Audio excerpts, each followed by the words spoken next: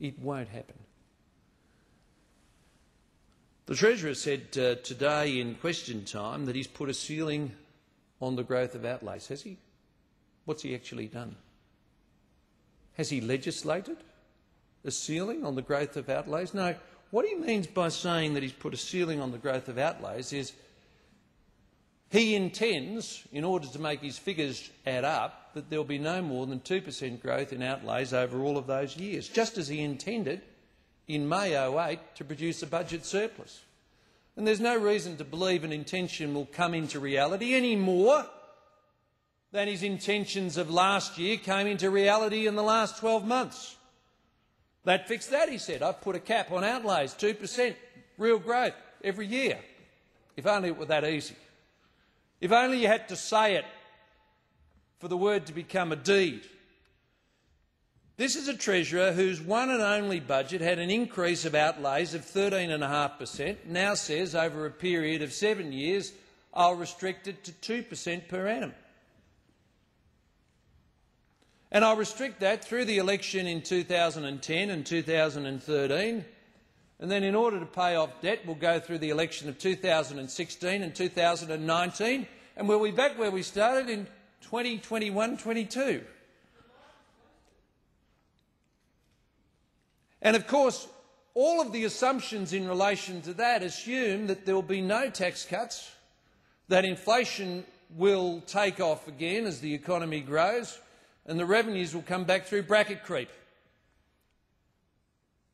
Now, before the 2007 election, I recall the Prime Minister saying, when he refused to follow the full coalition tax plan, which was to cut the top marginal tax rate from 45 to 43 to 42 in this term, I recall him saying that in his next term, if he were re-elected, he'd be looking at bringing the top marginal tax rate down to 40%. But of course there's no capacity to do that in these budget papers. These budget papers assume getting the budget back into balance without tax cuts and without indexation. Bracket creep. Mr. Speaker, it is sometimes claimed that all of this is a result of some kind of collapse in the terms of trade.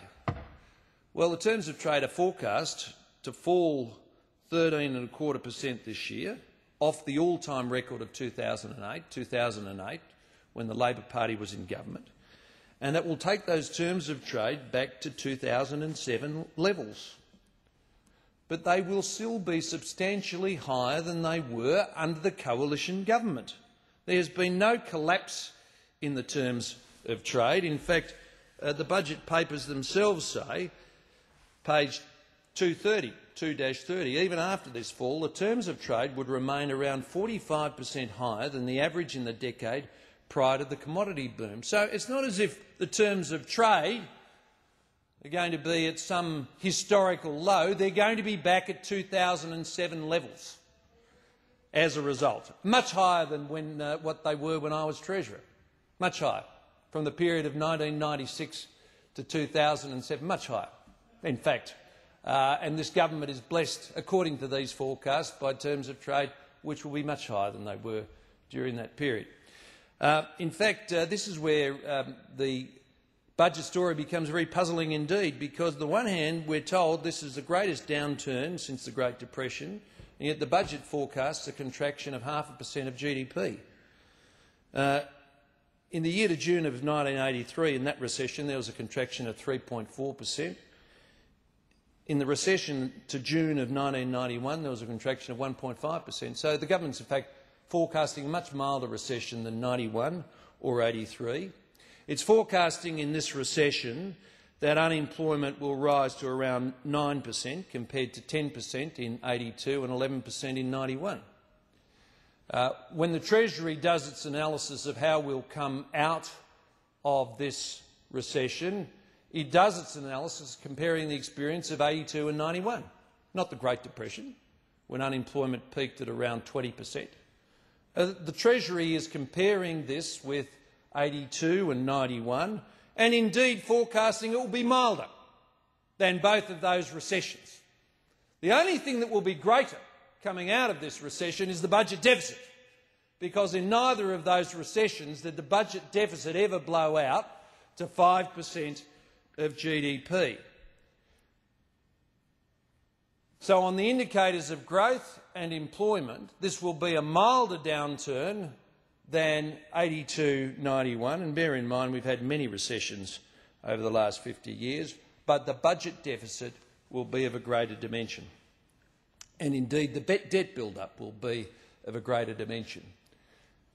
From trough to peak, debt will build up about 18% of GDP compared to the Keating recession, where from trough to peak it built up about 14% of GDP.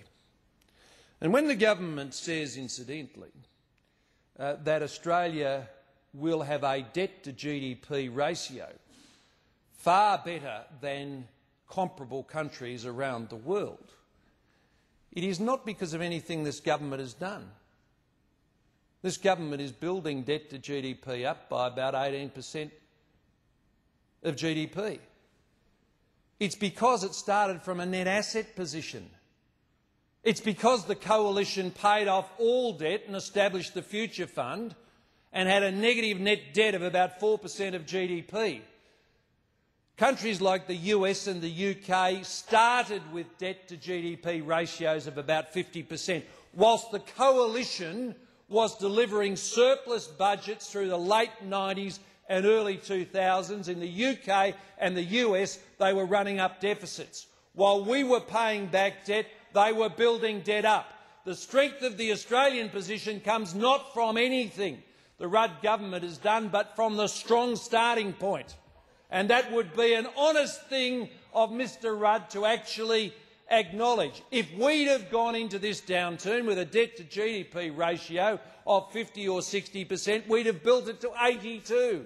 But we went in with a negative net debt and asset position because we had sat here and retired debt and built an asset position without the help of the Labor Party through those periods when comparable countries such as the US and the UK were running deficits and building up their debt position.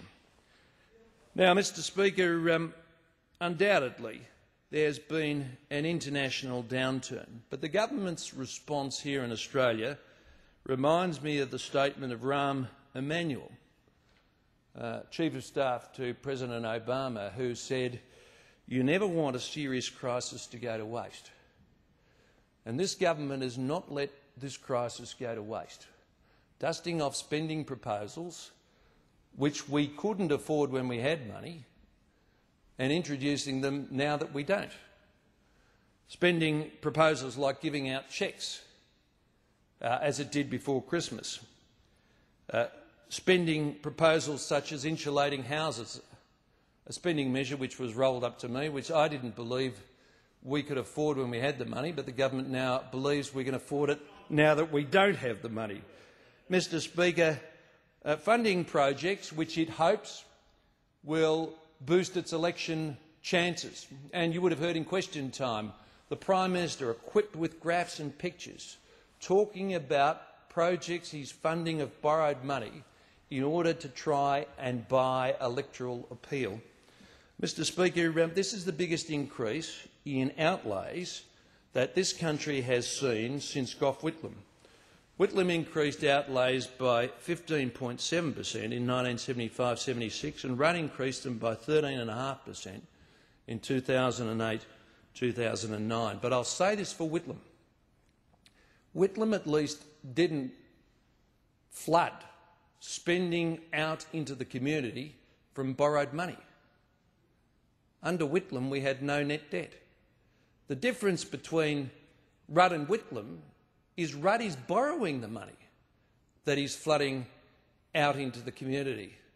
A much more Peron than Whitlam, this approach, to borrow the money, to flood it into the community in an effort to try and buy votes. And let's be honest about this.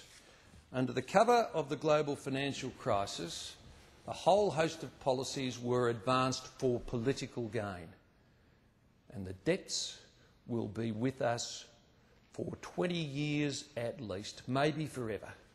The Australian public will pay for this recklessness.